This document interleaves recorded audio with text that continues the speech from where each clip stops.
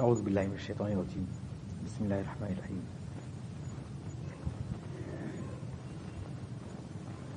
وقل للمؤمنات يغضضن من أبصارهن ويحفظن فروجهن ولا يبدين زينتهن إلا ما ظهر منها وليضربن بخمورهن على جيوبهن ولا يبدين زينتهن إلا لبعولتهن أو آبائهن أو آباء بعولتهن أو أبنائهن أو أبناء بعولتهن أو إخوانهن أو بني إخوانهن أو بني أخواتهن أو نسائهن أو ما ملكت أيمانهن أو التابعين غير أولي الإربة من الرجال أو الطفل الذين لم يظهروا على عورات النساء ولا يضربن بأرجلهن ليعلم ما يخفين من زينتهن وتوبوا إلى الله جميعا أيها المؤمنون لعلكم تفلحون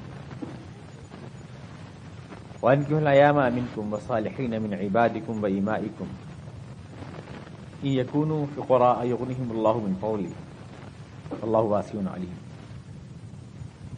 وليستعفف الذين لا يجدون نكاحا حتى يغنيهم الله من فضله والذين يبتغون الكتاب مما ملكت أيمانكم فكاتبوهم إن علمتم فيهم خيرا وآتوهم مما لله الذي آتاكم ولا تكرهوا فتياتكم على البغاء إن أردنا تحصنا لتبتغوا عرض الحياة الدنيا ومن يكرهن فإن الله من بعد إكراههن غفور رحيم ولقد أنزلنا إليكم آيات مبينات ومثلا من الذين خلوا من قبلكم وموعظة للمتقين صدق الله العظيم.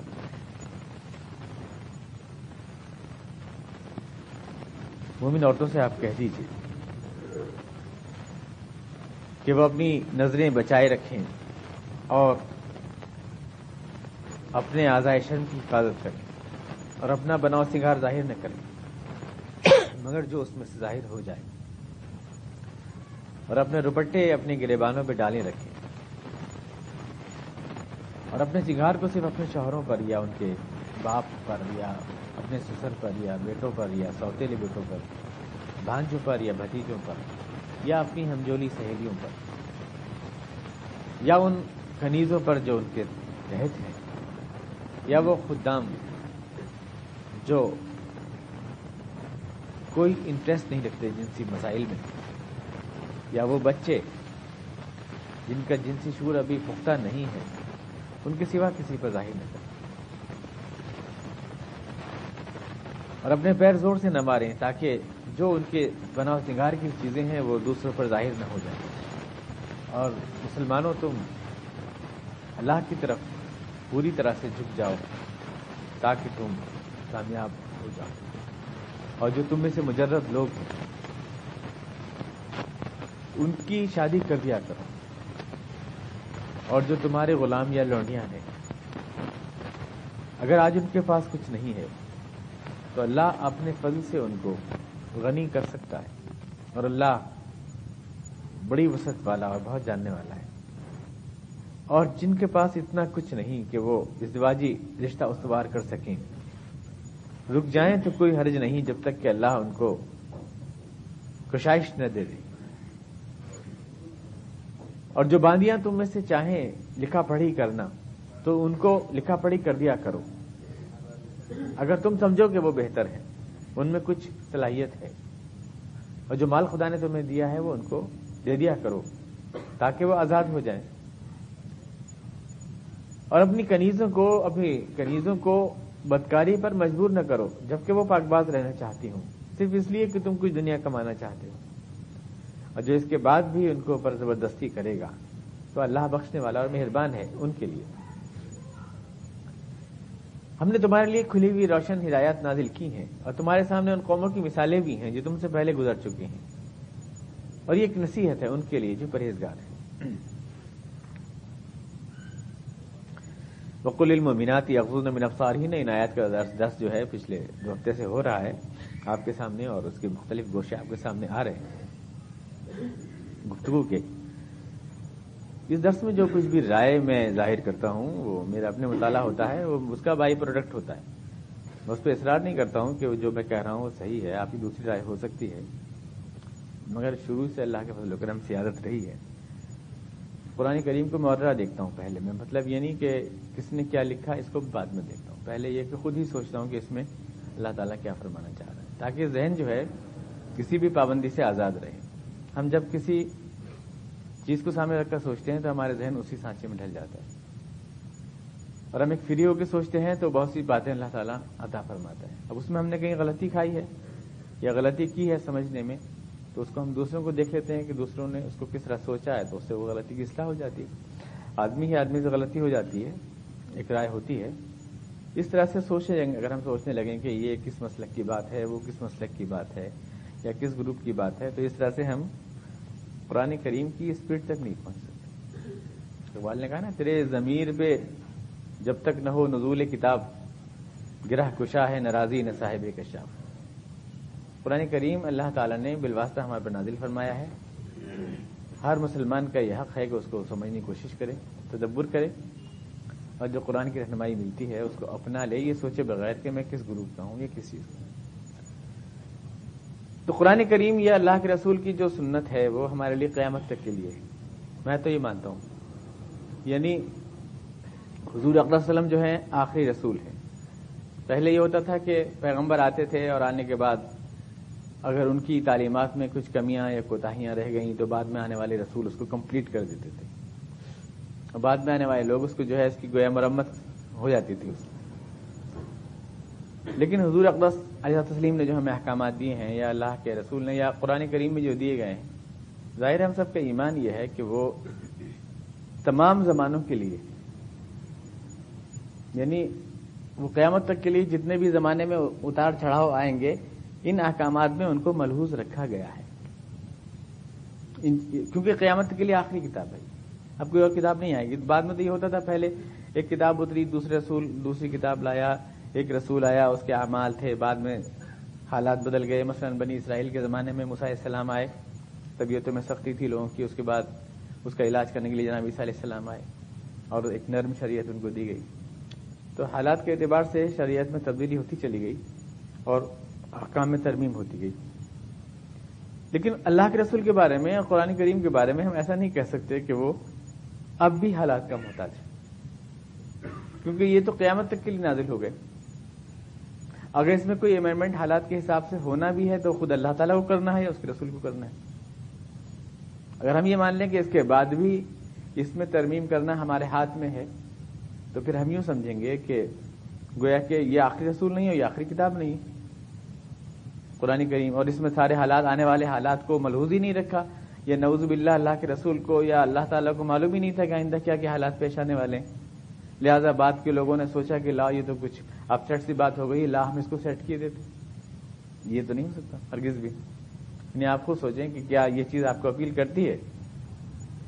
مثال کے طور پر کوئی آدمی کہنے لگے کہ صاحب 5 وقت کی نماز تھی، اس وقت تھی، اس لیے زندگی اتنی بزی نہیں تھی، اب جو ہے زندگی بہت بزی ہے، آدمی بہت مصروف ہے کارخانے میں، اس میں اس میں، اس کو کم کیے دیتے ہیں۔ کیوں ہر وقت تو نماز پڑھتے رہتے ہیں تو کوئی کام کیسے کریں گے پھر؟ آفس بھی دیکھنا ہے، گھر بھی دیکھنا ہے، یہ بھی دیکھنا ہے، وہ بھی دیکھنا ہے، زندگی بہت بزی ہے، ٹائٹ ہو گئی ہے۔ اللہ تعالیٰ کو کوئی معلوم نہیں تھا کہ زندگی آئندہ بزی ہونے والی ہے، یا جو زندگی میں احکامات ہیں، آئندہ کیا حالات پیش آنے والے ہیں، اس کا کوئی اشارہ، کوئی انڈیکیشن تو ہونا چاہیے اس چیز میں۔ ایک تو ہوتا ہے اجتہاد، یعنی نئے حالات پیش آتے ہیں تو ہم قرآن کریم میں جو چیزیں موجود ہیں ان کو سامنے رکھ کر، یا اللہ کے رسول کی سنت میں جو چیزیں موجود ہیں ان کو سامنے رکھ کر نئے حالات میں نئی رہنمائی لے لیتے ہیں کہ اس کا کیا جواب ہو سکتا ہے۔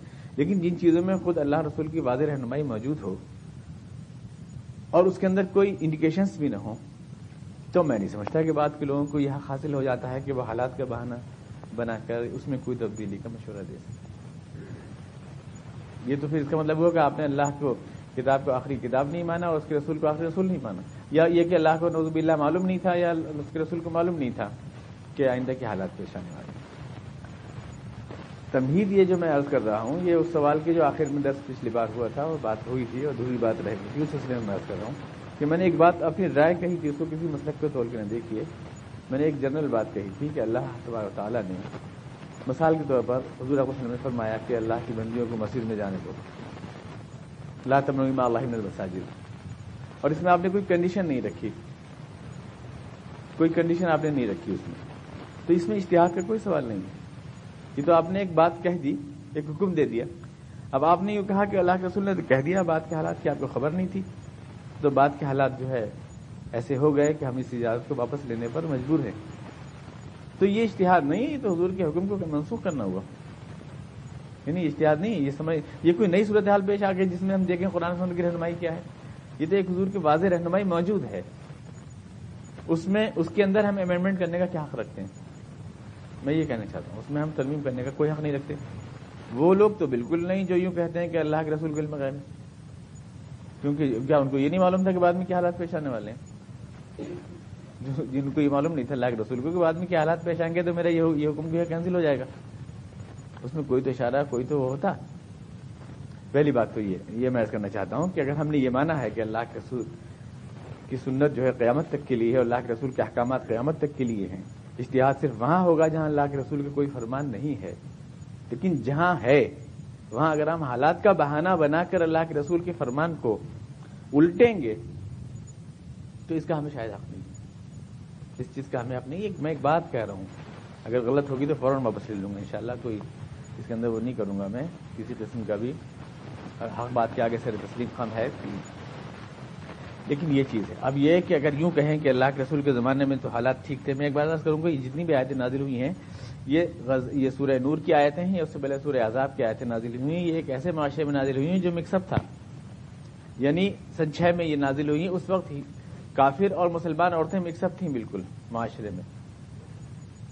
حالات اگر خراب تھے تو اس وقت تھے, یعنی جب یہ صورتیں نازل ہوئی, اگر حالات, کیونکہ اس وقت کافر عورتیں اور منافق عورتیں اور وہ عورتیں جن کا کوئی ضابطہ نہیں تھا معاشرتی, وہ مسلمانوں کے ساتھ مکس اپ تھیں اور ان کا چلنا بھی نہ تھا. اگر ہم احکامات نافذ ہو بھی سکتے تھے اسلام کے تو مسلم عورتوں پہ ہو سکتے تھے, ان پہ تو نہیں ہو سکتے تھے. وہ تو اپنے برہنی کے ساتھ آدی کے ساتھ گھوم رہی تھی سڑکوں کے اوپر, ان کے اوپر تو کوئی چیز عائد نہیں ہوتی تھی. ماحول بگڑا ہوا اگر تھا تو ان کی وجہ سے تھا. اس کے بعد تو دھیرے دھیرے سارے عرب کے اوپر جب حضور اقدس علیہ الصلوۃ والتسلیم تشریف لے گئے ہیں دنیا سے, تو اس وقت جو ہے تقریباً 19 لاکھ مربع میل کے اوپر تو اسلام کا قبضہ تھا. وہاں تو کوئی اب غیر مسلم ماحول رہا بھی نہیں تھا. تو اگر خدا نہ خواستہ ایسا ہوا کہ اسلام کا قبضہ کرنے کے بعد حالات بگڑے, تو اس کا مطلب جو ہے اسلام نے بگاڑ دی حالات. اس کا مطلب تو یہ ہوا, یعنی اس وقت جب مسلم ہندو یعنی کافر اور مسلم عورتیں مکس اپ تھیں, اس وقت تو حالات صحیح تھے, یہ آیتیں نازل ہو رہی تھیں. اور بعد میں حالات بگڑ گئے 4-5 سال بعد حضور کے, تو اسلام نے بگاڑ دیا, یا نعوذ باللہ ان احکامات نے بگاڑ دیے. پھر تو یوں کہیے کہ یہ جو احکامات دیے اس کی وجہ سے بگڑ گئے حالات. اگر بگڑ گئے تو حالات, اس کا مطلب تو یہ نکلتا ہے. تو ظاہر اس بات کو تو کیسے مانا جا سکتا ہے؟ صحابہ کرام کی آراء اور صحابہ کرام کی میں اس وقت رکھنا نہیں چاہتا. تو اللہ کے رسول کی سنت جب سامنے ہے تو کیا ہے, لیکن یہ کہ ایک بات ہے کہ پھر تو یہ مطلب آتا ہے. اور ہم تاریخ سے آپ کو پیش کر سکتے ہیں کہ حالات تو آج یہ جو ایک عام طور سے ہوتا یہ ہے کہ آدمی اپنے ماضی سے جو ہے بدگمان ہوتا ہے. آج کہیں گے کہ آج تو بہت بدماشی ہے, بدتمیزی ہے, بےہودگی ہے, پہلے لوگ بڑے اچھے تھے. ہمیشہ ہر آدمی ہر دور میں یہ کہتا ہے. آپ حضور اقدس علیہ السلام کے زمانے کا لٹریچر بھی اٹھا کے دیکھیں تو اس وقت بھی لوگ یہ کہتے ہیں کہ پہلے کے حالات بہت اچھے تھے اور اب کے حالات بہت خراب. اس وقت تو حالات یہ ہے کہ خانہ کعبہ میں جو سبات معلقات لٹکے ہوئے ہیں اس میں سمجھیے کہ اپنی بالکل محرم عورتوں کے ساتھ ناجائز تعلقات کا فخر کے ساتھ تذکرہ کیا گیا. اور وہاں اوقات کے جو محلوں میں جو فحش اشعار ہیں ہم آج پڑھ بھی نہیں سکتے, ان کا ترجمہ بھی نہیں کر سکتے آپ کے سامنے. اور وہ فخریہ پڑھے جاتے تھے. عورتوں کا احترام نہیں تھا, اور ان کا ڈریس بھی عورتوں کا اتنا فحش تھا اس وقت کہ بالکل میری بہت زیادہ فحش ڈریس تھا. تو اس وقت کو اگر یہ کہا جائے کہ حالات بہتر تھے. اور اس کے بعد میں آپ سے عرض کروں کہ ہم یہ آج کہتے ہیں, اگر آپ ہمارا ابھی پچھلا لٹریچر دیکھ لیں, جو لکھنؤ کا دبستان لکھنؤ کا جو ہے جو اشعار ہی پڑھ لیں آپ ان کے, اب پچھلے فیشن ہی دیکھ لیں ہمارے. ہم تو آج کل کی بیچاری بچیوں کو کہتے رہتے ہیں بہیا بہیا, ذرا پچھلی خواتین کے لباس دیکھ لیں, کیا چنٹ دار کپڑے پہنتی تھیں اور کیا دوپٹوں میں چنٹیں ہوتی تھیں اور کیسی کیسی اس کے اندر پلیٹیں ڈالی جاتی تھیں, آپ کو یاد نہیں ہے؟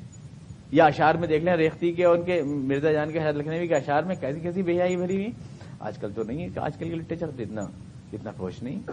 ابھی آپ 100 برس پہلے کی شاعری دیکھ لیں, اردو شاعری فحشیات سے بھرپور ہے. مرزا جان لکھنوی کا اشعار آپ پڑھ کے دکھا دیں, مرزا حیرت کا اشعار پڑھ کے دکھا دیں, یہ سمجھیے کہ فحشیات سے بھرپور ہے شاعری ابھی 100 برس پہلے کی. اور جو تعلقات ہیں, انٹر کنیکشنز ہیں, وہ سب یہ سب بازار حسن و طوائف خانے اور مجرے اور یہ سب کچھ ہوتا تھا، یہ معلوم نہیں ہے. اور کیا کیا لوگوں کا پورا ادب اور لٹریچر اور تہذیب اور کلچر پورا جنسیات پہ گھومتا تھا. لیکن ہمیں تو عادت ہے نا کہ سب آج زمانہ بہت بہتر ہے، یہ پہلے بہت اچھا تھا. یہ آدمی کی کمزوری ہوتی ہے کہ آدمی پاسٹ اپنا خوشگمان ہوتا ہے ماضی سے، کہ پہلے بہت اچھا تھا آج کل بہت خراب. ایسا کبھی نہیں ہے. اگر آپ کا مطالعہ اور اسٹڈی ہے تو آپ دیکھیں گے کہ حالات کی بات نہیں ہے، حالات تو خراب سے خراب کر رہے ہیں ہر دور میں، لیکن احکامات یہ نازل ہوئے ہیں. میں ایک لفظ بولتا ہوں، مناسب فاصلہ. اسلام نے ان دونوں صنفوں کے درمیان مناسب فاصلہ قائم کیا، اس لیے کہ اللہ علیم و حکیم کی کتاب ہے یہ قرآن کریم، اور اللہ تعالیٰ جانتا ہے کہ اگر فاصلہ بڑھا دیا جائے تو یہ دونوں جنسوں میں آپس میں اتنا اٹریکشن پیدا ہو جائے گا، اتنا زیادہ اٹریکشن پیدا ہو جائے گا کہ یہ آپ جانتے ہی، میں یعنی کیا عرض کروں کہ اگر زیادہ فاصلہ بڑھا دیتے ہیں ان دونوں صنفوں میں، اللہ نے جو فطری کشش رکھی ہے، تو ایک غیر معمولی اٹریکشن پیدا ہو جاتا ہے. پھر وہ بھی نہیں پیدا ہونا چاہیے. چنانچہ یہی حضرات جو آیات حجاب کو پڑھتے ہیں، چونکہ عام طور سے ظاہری زندگی میں یہ دور رہتے ہیں خواتین کے معاشرے سے، لیکن ذرا ان کی گفتگو میں دیکھیں تو یہ ایسے خواتین کا تذکرہ ایسے کرتے ہیں رسگلہ کھا رہے ہیں. یعنی ان کے تذکرے دیکھیں، گفتگو میں دیکھیں، ان کی لفظ بول چال دیکھیں، ان کے اشعار کی تشریح دیکھیں، اور ان کا جو ہے دلچسپی اور اٹریکشن دیکھیں ان موضوعات میں کتنا ہوتا ہے. یہ اس لیے کہ جو فاصلہ اسلام دینا چاہتا ہے وہ ایک فطری ہے، نیچرل. زیادہ قریب لانا ہے تو بھی یہ آگ اور پانی کا ساتھ ہے، زیادہ قریب لانا جو ہے نا وہ بھی غلط ہے. اس کا نتیجہ وہ ہوگا جو یورپ میں معاشرہ ہے، گندا اور ناپاک معاشرہ، جو ان کے اعداد و شمار جو سینسیکس آپ دیکھیں یورپ کے تو آپ سر پیٹ لیں گے اپنا کہ وہاں 13-14 برس کی بچیاں تک اور بچے تک جو ہے ناجائز جنسی تعلقات کے اندر ملوث ہوتے ہیں. وہ قریب لانے کا نتیجہ، بہت زیادہ قریب لانے کا نتیجہ یہ ہوا. بہت زیادہ قریب لانے سے بھی سیکسول کرپشن پھیلتا ہے، اور بہت زیادہ دور کرنے سے بھی اٹریکشن بڑھتا ہے. تو بالکل صحیح، یعنی اللہ تعالیٰ نے کوئی غیر فطری وہ نہیں رکھنا چاہتا. غیر فطری یعنی جو دور رسالت کا معاشرہ ہے، میں کہتا ہوں اس کو ماڈل معاشرہ ہے. اگر ہم یہ مانتے ہیں کہ حضور اقدس صلی اللہ علیہ وسلم ہمارے لیے نمونہ ہے، تو ہمیں یہ بھی ماننا ہوگا کہ حضور نے جو سوسائٹی بنائی وہ نمونے کی سوسائٹی تھی. ہمیں یہ ماننا ہوگا. اگر ہم نے آپ کو اسوہ حسنہ مانا ہے تو ہمیں ماننا ہوگا یہ. اور اگر ہم یہ مانتے ہیں کہ نہیں حضور تو نہ بنا سکے، بعد میں مشوروں سے اس کو ماڈل کیا گیا، تو یہ حضور پر ووٹ آف نان کانفیڈنس ہے. یہ یعنی حضور گویا صحیح تربیت نہ کر سکے اپنے معاشرے کی. اور یعنی حضور نے اچھا خاصا معاشرہ تھا. جب سورہ احزاب نازل ہوئی، سورہ نور نازل ہوئی حضور کے وصال سے 4 سال پہلے، تو اچھا خاصا معاشرہ تھا. حضور نے جو تربیت فرمائی، حالانکہ اس میں کفار عورتیں بھی ختم ہو گئیں، خالی مسلم عورتیں رہ گئیں، تو معاشرہ گندا ہو گیا 4 سال بعد ہی. تو اس کا صاف مطلب یہ ہوا کہ حضور سے تربیت نہ ہوئی. یعنی اسلام قرآن کے احکامات نے سوسائٹی کو جو ہے اور زیادہ کرپٹ کر دیا. نعوذ باللہ من ذالک. اس کو آپ مان سکتے ہیں؟ اس رزلٹ کو، اس نتیجے کو آپ مان سکتے ہیں؟ ہرگز نہیں مان سکتے. البتہ یہ ضرور ہوا ہے کہ اسلامی فتوحات کے نتیجے میں بنی امیہ کا جو معاشرہ تھا وہ بہت زیادہ، چونکہ بنی امیہ کا معاشرہ یہ یزید کا جو خاندان تھا، بہت زیادہ دولت میں، اور ان کے جو محلات اور ان کے جو رہن سہن تھا، جو ایرانی رہن سہن سے متاثر تھا، ایرانی طرز رہائش اور ایران کا اسٹائل انداز، ان کی اونچے گھرانے کی عورتیں جب ان سے مکس اپ ہوئیں اور وہ سیکھا انہوں نے، وہ سب اسلام سے تو وابستگی کم تھی. میں یہ کہتا ہوں تو لوگوں کو برا لگ جاتا ہے. اسلام سے وابستگی کم تھی اور وہاں سے سیکھا انہوں نے. اسی کو سامنے رکھ کر جناب عائشہ صدیقہ رضی اللہ عنہا نے فرمایا کہ اگر بنی امیہ کی عورتوں کو حضور دیکھ لیتے تو اتنی آزادی، مطلب ان کے اوپر عملاً ان احکام تھوڑی بدلتے تھے حضور قرآن کے، لیکن عملاً کچھ ان کے لیے روک ٹوک ضرور لگاتے آپ ان کے لیے. نہیں حضور بنی امیہ کی خواتین کو سامنے رکھ کر آپ نے ارشاد فرمایا. لیکن یہ کہ حضرت عائشہ نے صرف ایک بات بتائی، یعنی ان کو وارننگ دینے کے لیے. ایسا کچھ نہیں کہ جناب عائشہ صدیقہ نے جناب عمر فاروق سے کسی سے یہ کہا کہ ایسے کچھ رولز بنا دیجیے. یہ ہمت نہیں کی انہوں نے، کیونکہ فرمان رسول کے یہ آیات الہی کے سامنے جناب عائشہ صدیقہ رضی اللہ عنہا نے ایسا کچھ نہیں کہا، بلکہ جناب عائشہ صدیقہ نے تو خود ایک لشکر کی قیادت کی. یعنی ان کا جو عمل ہے وہ یہ ہے کہ انہوں نے باقاعدہ جنگ جمل میں ایک لشکر کی قیادت کی، اور انہوں نے پورے لشکروں کے سامنے خطاب کیے. وہ اتنی بہترین تقریریں ہیں جو کہ آج اردو عربی لٹریچر کا بہترین سرمایہ مانی جاتی ہیں. جناب عائشہ صدیقہ کی تقریریں آپ دیکھیں گے کہ ایسی تقریریں ہیں کہ بالکل آگ لگ جاتی ہے آدمی کی، جس میں بھڑک اٹھتا ہے آدمی. خاص طور سے انہوں نے جنگ جمل کے عین بیچ میں جو اونٹ پہ کھڑے ہو کر اونٹ پہ بیٹھ کے تقریر کی ہے، اور جناب ابوبکر صدیق کے فضائل بیان کیے، اور اس کے بعد پھر اسلام کو جو چیلنج درپیش ہوئے، کس طرح ان کو فیس کیا گیا، اور پھر جو خطرات درپیش ہیں مستقبل میں، حیرت ہوتی ہے کہ آج یعنی اتنی ڈپلومیٹک اور اتنی عظیم تقریر ہے وہ کہ جناب عائشہ صدیقہ کی تباہر علمی اور ان کی طلاقت لسانی اور ان کا رزور بیان آپ دیکھیں تو آپ حیرت میں پڑ جائیں گے. جو اس لشکر میں کی پورے لشکر کو انہوں نے ابھار دیا مطلب اس میں. تو خود ان کا عمل یہ تھا جناب. اور وہ جو تمام ان کا گھر جو تھا ایک مرکز تھا. صحابہ کرام حضور فرماتے ہیں کہ میری امت کا آدھا علم عائشہ صدیقہ کو دیا گیا ہے. 7,000 سے زیادہ احادیث ہیں ایسی جناب عائشہ صدیقہ سے آتی ہیں برگی ہو کے آتی ہیں. مطلب زندگی کے تمام پرائیویٹ مسائل میں بھی جو گھریلو مسائل ہیں وہ جناب عائشہ صدیقہ کے ذریعے ہم کو ملے ہیں. گھریلو مسائل اور ظاہر گھریلو پرائیویٹ مسائل سب وہ ہیں جو اندرونی خاص طور سے جنسی مسائل سے تعلق رکھتے ہیں اور یہ جناب عائشہ صدیقہ کی وساطت سے امت کو ملے. اور تمام صحابہ کرام کی ایک کثیر تعداد ان کے تلامذہ میں شامل ہے. تو آپ دیکھ رہے ہیں کہ فاصلہ تو مناسب ہے. یعنی دین کے احکامات کو پہنچانے کے لیے چینل بن رہی ہے جناب عائشہ صدیقہ رضی اللہ عنہا گھریلو مسائل کو پہنچانے کے لیے اور ان کے ذریعے امت کو مل رہے ہیں. اور اس کے بعد ایسا نہیں ہے کہ یعنی خواتین مسلم خواتین قضات بھی بنی ہیں, جج بھی بنی ہیں اور انہوں نے لشکروں کی قیادت بھی سب کچھ کیا ہے, لیکن ایک سپریشن کے ساتھ کیا ہے. یعنی جیسے مثلا حضور کی محفلوں میں بیٹھی ہیں تو الگ, یعنی کہ مکس اپ ہو کے بیٹھی ہیں, دور بیٹھی ہیں. یعنی جیسے مردوں کی محفل آگے, چونکہ حضور خود مرد ہیں تو آپ سے ملحق ہے اور تھوڑا فاصلہ گیپ دے کر پیچھے. یہ نماز میں اگر شامل ہوئی ہیں تو پیچھے کی صفوں میں ان کو شامل کیا گیا ہے. انہیں جو ہے مکس اپ ہو کے شامل نہیں. انہیں عورتوں کو باوجود اس کے کہ انہیں سرگرمیوں میں حصہ لینے کی اجازت دی گئی ہے لیکن ان کو سپریٹ رکھا گیا, بالکل سپریٹ رکھا گیا اور ایک فاصلے کے ساتھ رکھا گیا. اور فاصلہ وہ جو نیچرل فطری ہے.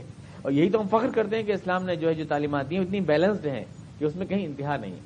نہ تو اتنا قرب جو آج یورپ دے رہا ہے اور نہ اتنا فاصلہ جو ان کو نفسیاتی امراض کا شکار کر دے. اور یہ ہے اللہ علیم حکیم کی شریعت ہے, یہ قرآن کریم اور یہ اللہ کے رسول کے فرمان ہے. تو اگر آپ فرما رہے ہیں کہ اپنی عورتوں کو عیدگاہ میں بھیجو, مثال طور پر فرما رہے ہیں, اور صحابہ کرام اس پہ اشکال بھی پیش کر رہے ہیں, ظاہر ہے کہ وہاں کچھ نہ کچھ ہے اشکال. یہاں تک بھی کہا کہ حضور بعض عورتیں ایسی ہوتی ہیں جو نماز نہیں پڑھ سکتی, تو آپ نے کہا جائیں وہ بھی. اگر کیا کسی کے پاس چادر نہیں ہے تو آپ نے کہا بہن کی اپنی چادر لے اور جائے. یعنی آپ تاکید فرما رہے ہیں بالکل, یہ آپ چونکہ آخری دور کی ہیں, ایسی بھی چیز نہیں کہ حضور نے اپنے موڈ میں کہہ دیا آن کر بعد میں کہا کہ یہ تو غلطی سے کہہ دیا میں نے, ایسا کچھ نہیں ہے. اور اس لیے حضور احکام شرع کے سلسلے میں جو کچھ بھی فرماتے ہیں اپنی رائے سے نہیں فرماتے, بلکہ وہ وحی الہی ہوتی ہے. یہ یاد رکھیں آپ. کوئی اگر یہ سمجھتا ہے کہ حضور نے نعوذ باللہ ایسی ہی بس روا روی میں کہہ دیا, حضور کی طبیعت میں تھی نرمی اس لیے حضور نے کہہ دیا, تو وہ آدمی نہ حضور کو سمجھ رہا ہے نہ حضور کے مقام کو سمجھ رہا ہے. حضور تو شریعت کو پہنچانے والے ہیں ہمارے سامنے. اور جب آپ کوئی بات انکنڈیشنل کہتے ہیں تو اس میں کنڈیشن لگانا, اور کنڈیشن لگا کے ہم یوں کہتے ہیں کہ یہ چیز ختم ہو گئی, اسی کو میں نے کہا. جو کہنا تھا حضور کو وہ تو آپ نے خود کہہ دیا. آپ نے یہ فرمایا بہتر یہ ہے کہ عورت سپریٹ رہے. آپ نے کہا عورتوں کو مسجد میں جانے سے نہ روکو, لیکن ان کے لیے بہتر ہے کہ وہ گھر میں پڑھیں. یہ اشارہ آپ خود دے گئے کہ ان کے لیے بہتر یہ ہے کہ وہ گھر میں پڑھیں. ہر چیز کے بارے میں آپ بتا گئے. عورت سفر نہ کرے کسی نامحرم کے ساتھ 3 دن سے زیادہ, بعض حدیث میں ہے 3 دن کا سفر, یعنی 3 دن سے زیادہ نامحرم کے ساتھ. مطلب یہ کہ عورت کی عفت و حیا کا تحفظ بھی ملحوظ ہے, اور یہ بھی دیکھنا ہے کہ عورت کہیں الگ تھلگ نہ ہو جائے, آئسولیٹ نہ ہو جائے کہیں. وہ ایک عزم ہے سوسائٹی کا, وہ ماں ہے بچوں کی, وہ تربیت کرتی ہے نسل کی پوری. ایسا نہ ہو جائے کہ وہ نفسیاتی امراض کا شکار ہو کے الگ تھلگ 4 دیواری میں سلجت کا مریض ہو کے مر جائے. یہ بھی نہ ہو. اور یہ بھی نہ ہو کہ وہ جو خطرات اور خدشات ہیں قریب آنے سے, اس کے درمیان میں ایک بالکل صحیح ڈسٹینس اللہ کے رسول نے دیا. اسی پہ تو ہمیں ناز ہے کہ ڈسٹینس بالکل صحیح ہے. اب اگر ہم یوں کہتے ہیں کہ نہیں یہ صحیح نہیں ہے, یہ اتنا ہونا چاہیے, تو اس کا مطلب ہم اس ناز سے محروم ہو گئے جو اللہ کے رسول کے حوالے سے ہمیں تھا. ہم شریعت کے اس صحیح بیلنس سے محروم ہو گئے جو اللہ اور قرآن و سنت نے ہم کو دی.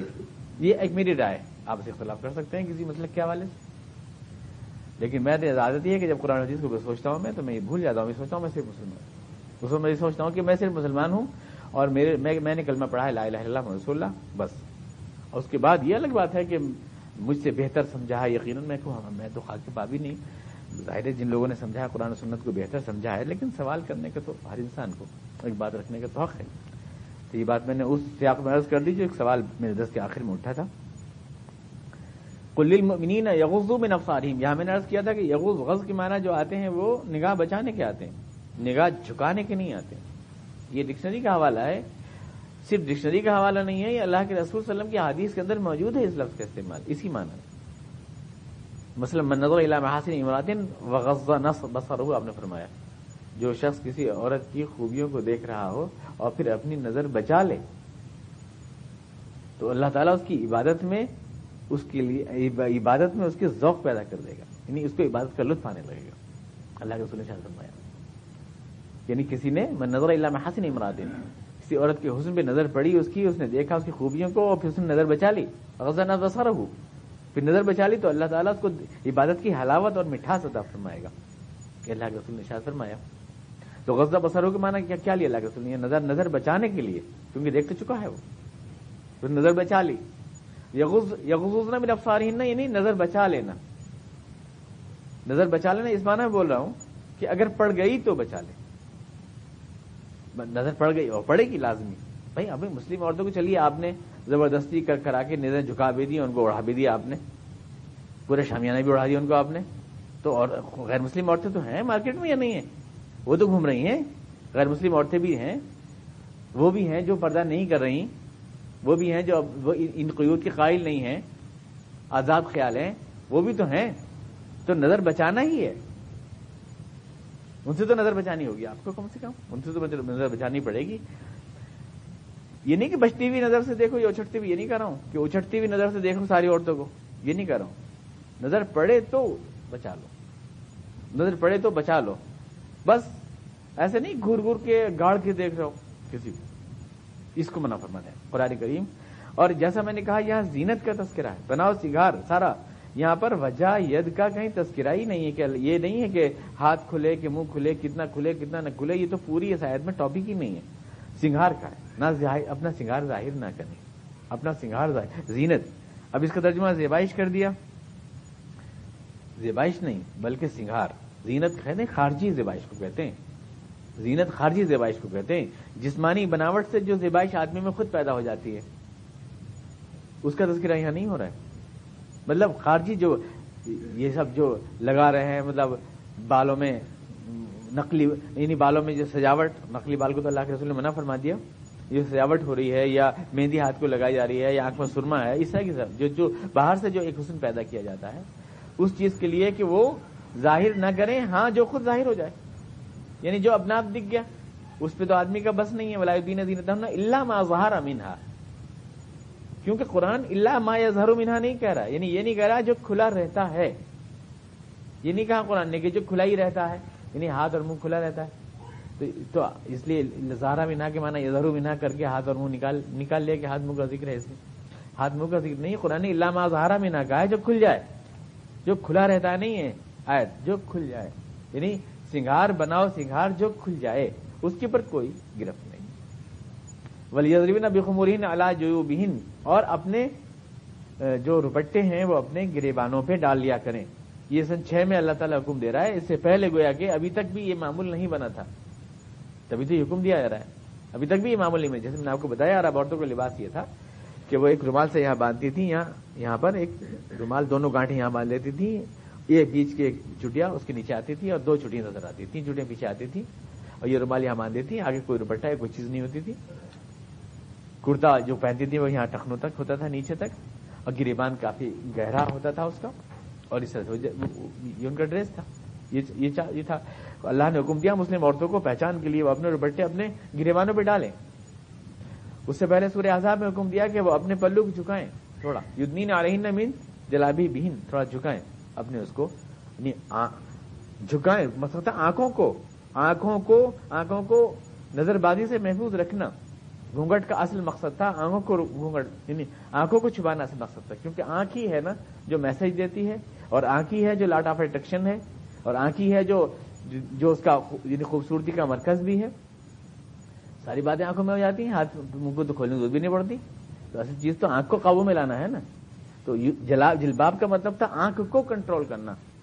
اس کو میں نے عرض کیا کہ آج کل کے جو ہندوستانی برقع ہے یہ ٹھیک اس کے الٹ ہے، کیونکہ اس کا مقصد ہے آنکھ کو دیکھنے کے لیے آزاد کرنا.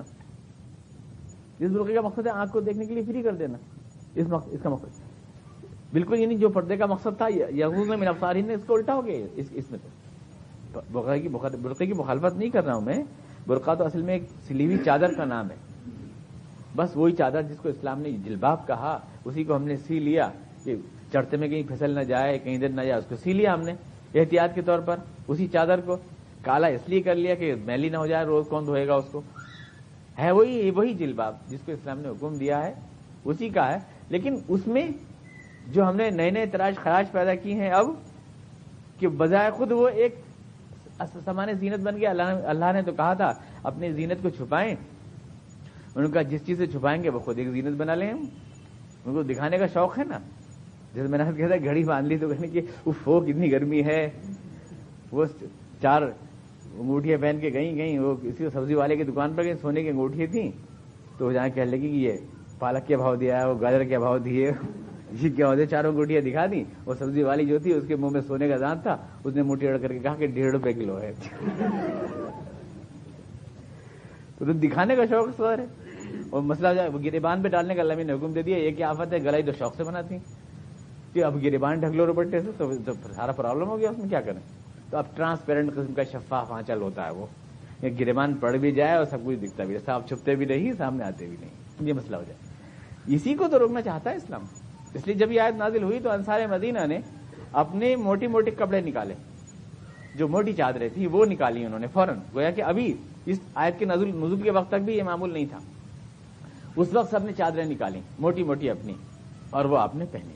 وہ ساری عورتیں جو اگلے دن مسجد نبوی میں آئیں تو وہ سب عورتیں نے موٹے دوپٹے پہنے ہوئے. یہ گیا, یہ تبدیلی انصار مدینہ میں آئی. تو اصل جو ہے, جو میں کہہ رہا تعویذ من الشیطان, کتنا پیارا لفظ دیا حضور نے. عورت جو ہے وہ شیطان کے حملوں سے ہمارا یعنی حفاظت کرتی ہے. وہ عورت شیطان کے حملوں سے ہم کو بچانے والی ہے. بائبل کے اندر عورت کو یہ جرم بنایا گیا کہ عورت نے چونکہ گیہوں کھا لیا, اس لیے اللہ میاں نے گیہوں کھا لیا اور بہکا دیا آدم علیہ السلام کو. تو اس کے نتیجے میں آدم بھی جنت نیچے اتار دیے گئے اور وہ عورت بھی نیچے اتار دی گئی اس چکر میں. بائبل کہتی ہے, قرآن نہیں مانتا اس بات. ہمارے مسلمانوں میں بہت سی باتیں بائبل کی مشہور ہیں. ہم کہتے ہیں کہ وہ عورت نے وہ کھا لیا تھا, گیہوں کھا لیا تھا, وہ اس لیے وہ گیہوں میں جو بیچ میں نشان پڑ گیا وہ دبا کے لائی تھی گیہوں, تو وہ بیچ میں آج تک نشان پڑا ہوا ہے.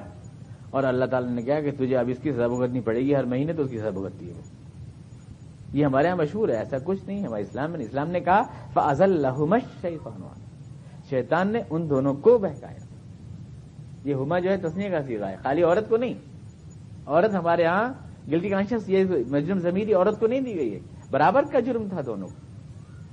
فَأَزَلَّهُمَا الشَّيْطَانُ عَنْهَا, دونوں کو بہکایا تھا. مطلب دونوں کو مس گائیڈ کیا تھا. اس بہکانے کا لفظ مجھے نہیں بولنا چاہیے کیونکہ بھائی علیہ السلام پیغمبر ہیں. دونوں کو مس گائیڈ کیا تھا اس شیطان نے, خالی حوا کو نہیں بلکہ آدم حوا دونوں کو. اس طرح سے قرآن نے جو عورت کو صاف بچا لیا ہے, اس کو مجرم ضمیری کا شکار ہونے سے بچا لیا ہے. تو اپنے پلو ڈال لیا کریں. اور دیکھیے یہاں بھی جو دونوں کے لیے سیم ورڈنگ ہے, قُل لِّلْمُؤْمِنِينَ يَغُضُّوا مِنْ أَبْصَارِهِمْ وَقُل لِّلْمُؤْمِنَاتِ يَغُضْضُنَ مِنْ أَبْصَارِهِنَّ. عورتوں سے بھی کہتے ہیں اور مردوں سے بھی کہتے ہیں ایک ہی, وہ بھی اپنے ان کی حفاظت کریں مقامات حیا کی, اور یہ بھی اپنے مقامات حیا کی حفاظت کریں. یحفظوا فروجہم ویحفظوا فروجہم, ایک لفظ ہے دونوں کے لیے. یعنی اگر یہ ہے حکم حجاب تو دونوں کے لیے یکساں ہے, بالکل ایک سے الفاظ میں, بالکل دونوں کے لیے ایک سے ہی لفظ ہے. اتنی بات ضرور ہے کہ عورت کے اوپر توجہ زیادہ اس لیے دی جاتی ہے. ابھی ہمارے ہم جو اس میں السلام میں ہم سے ایک عورت نے پوچھا تھا, ایک لڑکی تھی کوئی گیتا, اس نے پوچھا تھا کہ ایسا کیوں ہے پھر کہ پردے کا حکم سے عورتوں کو کیوں ہے, کہ عورت جو ہے زیادہ بےہودی ہوتی ہے, زیادہ بدماش ہوتی ہے, کہ پردے کا حکم مرد کو کیوں نہیں دیا گیا, مرد پردہ کیوں نہیں کرتا. ہم نے کہا تھا کہ اسلام میں یہ سیم ورڈنگ ہے, دونوں کو ایک لفظ دیا گیا. مرد کے لیے بھی وہی لفظ ہے جو عورت کے لیے لفظ ہے, الگ نہیں ہے دونوں کے لیے. دونوں کو پردے کا حکم ہے. اب پردے کا مطلب ہے ریزرو رہنا, آپ اسے ریزرو رہیں, آپ اسے ریزرو رہیں, ایک فاصلہ بنائے رکھیں. یہ یکساں حکم ہے دونوں کو, خالی عورت کو نہیں ہے. حجاب جو ہے دونوں کے لیے یکساں حکم ہے اور ایک سے ہی لفظ ہیں دونوں کے لیے, ایک سے احکامات ہیں. البتہ عورت کا دھیان اس لیے کیا جاتا ہے کہ فزیکلی کسی بھی لغزش کی زیادہ نتائج عورت کے اوپر آتے ہیں. یعنی عورت جو ہے نا, اگر کوئی لغزش عورت سے ہو جائے تو اس کی زندگی برباد ہو جاتی ہے. مرد تو اپنے پاک باز بنا رہتا ہے, اس کو اس کے کوئی جسمانی نتائج بھگتنا نہیں پڑتے. کسی بھی غلطی کے نتائج مرد کو کہاں بھگتنا پڑتے ہیں. اس لیے آپ غیر مسلم معاشرے میں بھی دیکھیں, اگر ان کا لڑکا اگر رات کو 12 بجے تک نہ آئے تو وہ پریشان نہیں ہوتے, لیکن لڑکی نہ آئے, کتنا بھی فارورڈ معاشرہ ہو, تو پریشان ہو جائیں گے کیوں نہیں آئے بھی. تو یہ تو ایک فزیکل فیکٹ ہے کہ جو کچھ بھی ہم کو اس کا ڈس ایڈوانٹیج ہوتا ہے یا جو پرابلم ہوتا ہے وہ لڑکی کو پیش آتا ہے، اور معاشرہ بھی مرد کو الزام نہیں دیتا، عورت کو الزام دیتا ہے، اس کی ذرا سی غلطی معاف نہیں کرتا، اس لیے اس کی زیادہ نگہداشت کی جاتی ہے اور زیادہ اس کو دیکھ بھال میں رکھا جاتا ہے.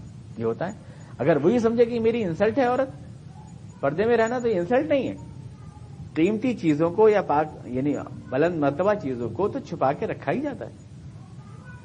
کون اپنے ہیرے جواہرات سڑک پہ ڈالتا ہے؟ اٹھا کے لے جائے گا کوئی؟ کیوں صاحب نے کہا کہ صاحب آپ عورتوں کو پردہ کراتے ہیں، اس کا مطلب یہ کہ سوسائٹی کو بدماش سمجھتے ہیں. ہم نے کہا یہ بالکل مطلب ہے. اگر ہم اپنی دکان پہ تالا لگاتے ہیں تو اس کا یہ مطلب نہیں کہ سوسائٹی کو ڈاکو سمجھتے ہیں ہم یا چور سمجھتے ہیں. یہ دکان پہ شٹر لگاتے ہیں اگر ہم، پر اس سوسائٹی میں چھپے ہوئے ڈاکوؤں کو ہم پہچانتے نہیں، اس لیے لگاتے ہیں. کتنے سفید کپڑے پہن کر کون کون ڈاکو ہے. یوں کوئی ہماری ماں کو، ہماری بہن کو، ہماری بیٹی کو کس نظر سے دیکھ رہا ہے ہم جانتے نہیں ہیں، صرف ان لوگوں کے تحفظ کے لیے. ورنہ اسلام نے تو ایسی پاکباز سوسائٹی بنائی تھی کہ اس میں عورت کو جو ہے احترام کی نظر سے دیکھا جاتا تھا، کہ جس کے پیر کے نیچے جنت ہے، اس نظر سے دیکھا جاتا تھا. تو یہاں پر وہ جو رشتے جو قریبی ہیں بالکل، جن کے ساتھ رہنا ہی ہے ہر وقت، باپ ہے، سسر ہے، شوہر ہے، ان سے تو پردہ ممکن ہی نہیں ہے، وہ تو گھر میں ساتھ رہیں گے. لیکن ان کے علاوہ دیگر سے اگر اس کو قریب کر دیا جائے تو ایک صنفی انتشار پیدا ہو، جنسی اشتعال ذہن میں پیدا ہوگا، آدمی کسی کام کا نہیں رہے گا. ان دونوں صنفوں کا زیادہ قرب جو ہے نا، یہ معاشرے کی صحت کے لیے مفید نہیں ہوگا. اس لیے ان رشتوں کو تو اللہ نے فری کر دیا جو ہر وقت ساتھ رہتے ہیں، بھائی ہے، بیٹا ہے، باپ ہے، یہ جو بھی ہیں. اور جو دور کے رشتہ دار ہیں یا لوگ ہیں ان سے زیادہ ریزرو بنا دیا، اور جو اجنبی لوگ ہیں ان سے اور زیادہ ریزرو کر دیا. یہ بالکل فطری ترتیب ہے اور اس کو دل تسلیم کرتا ہے، اس میں کوئی چیز بھی غیر فطری اور نہیں ہے. تو نہ ظاہر کریں مگر اپنے شوہروں پر، اپنے بیٹوں پر، اپنے سسروں پر، بھائیوں پر، بھتیجوں پر یا اپنی سہیلیوں پر اپنی زینت کا ذکر ہے. دیکھیے یہاں پر صاف ظاہر ہے سہیلیوں سے کون برقع پہنتا ہے؟ وَلَا يُبْدِينَ زِينَتَهُنَّ. وہی میں کہہ رہا ہوں یہاں ہاتھ پیر چھپانے کا اس کا حکم نہیں ہے، یہاں سنگار کا حکم ہو رہا ہے. اپنا بناؤ سنگار، اپنی چٹک مٹک نہ دکھائیں، مگر ان کو دکھا سکتے ہیں لیکن یا اپنی سہیلیوں کو اور نسائہن. تو اپنی سہیلیوں کو کیوں نسائہن؟ اس لیے کہ جو اجنبی عورتیں ہیں ہم نہیں جانتے کہ وہ ہمیں کس نظر سے دیکھ رہی ہیں. جنہیں اچھی طرح جانتے ہیں اور اچھی طرح واقف ہے، ان کے عادات، ان کے اتوار، ان کا انداز جن پہ ہمیں پورا اعتماد ہے، ان کے سامنے ہم بے تکلف ہیں، فرینک ہیں، بولڈ ہیں. لیکن جو نہیں ہم نہیں جانتے، بہت سی ایسی ہوتی ہیں خواتین جو عورت ہو کے بھی پوری مرد ہوتی ہیں ذہن و فکر کے اعتبار سے، یا جو معاشرے میں بہت زیادہ فوج پھیلانے کا بہت بڑا ذریعہ ہوتی ہیں، ان سے بھی قرآن کہہ رہا ہے ان سے ہی پردہ کرو. تو ظاہر یہ پردہ وہی ہے ریزرو جس کو میں کہہ رہا ہوں، یعنی ذرا ان سے سمٹ کے بچ کے رہو ذرا ان سے. او ما ملکت ایمانہن، یا وہ جو تمہاری خادمائیں ہیں، اب التابعین غیر اولی الاربۃ من الرجال، یا وہ تمہارے زیر دست جو تمہارے خادم ہیں جنہیں عورتوں کی کوئی تمنا نہیں. ایسے مرد جنہیں کوئی تمنا نہیں، اب ان کا سماجی اسٹیج میں گرا ہوا ہے، بیچارے ایسے ٹوٹے پھوٹے ہیں، اتنے معمر ہیں، اتنے بوڑھے ہیں یا کچھ بھی ہیں، وہ تو اندازہ لگ جاتا ہے. صرف خادم ہونا کافی نہیں ہے، بلکہ ایسے جو غیر اولی الارباء ہوں من الرجال. ٹائم ختم ہو گیا میرا. ہاں تو ان کے بارے میں اللہ تعالیٰ فرما رہا ہے. اب یہ آج کل کے شوفر ڈرائیور نہیں ہے مراد، یہ آج کل کے خادم. ابھی طفل الذین لم یظہروا علی عورات النساء، یا وہ بچے جن کو ابھی جنسی شعور پختہ نہیں ہے، ان کے بارے میں اسلام کہہ رہا ہے. شرط ہے وہ بچے یہ آفت کے برگالے سائبر بچے نہیں، جنہیں جنسی شعور جو ہے والدین سے پہلے پختہ ہو جاتا ہے جن کا، وہ نہیں، بلکہ لم یظہروا علی عورات النساء، ابھی جن کو اس کی تفصیلات معلوم نہیں ہیں. اس دور میں تو بڑا مشکل ہے. اس دور میں تو بچوں سے بھی نظر رہنا پڑے گا. مطلب یہ اس دور کے تو بچوں سے بھی نظر رہنا پڑے گا، کیونکہ ان کی نظر بھی اس یعنی ڈش کلچر زندہ باد اور یہ ٹی وی زندہ باد، اس نے تو ہر ایک کی نگاہ کو جو ہے گناہ گار کر دیا، ہر دل کو آلودہ کر دیا اس نے. اب تو ہمارے بچے بھی پاک باز نہیں رہے، بچے بھی پاک باز نہیں رہے. ولا یضربن بارجلہن لیعلم ما یخفین من زینتہن، اور نہ ماریں اپنے پیر زور سے، زمین پہ زور سے نہ ماریں کہ ان کی پائل کی جھنکار نہ جائے. تو پال ہوا پائل تو ہے، یعنی زور سے نہ ماریں، ویسے پائل تو ہے، گھر میں پہن لیں اگر تو کوئی اسلام اجازت دے رہا ہے. صاحب ظاہر ورنہ سرے سے پہل ہی نہ ہوتی. پیر زور سے مارنے ہلکے مارنے کا کیا سوال تھا؟ ولا یضربن بارجلہن لیعلم ما یخفین من زینتہن وتوبوا الی اللہ جميعا ایھا المؤمنون لعلکم تفلحون. اور اے لوگوں اللہ سے مکمل طور پر جڑے رہو. بس اصل چیز یہ ہے دل اللہ سے جڑا ہوا ہو تو ہی سماج کے ضابطے سیٹ ہوتے ہیں.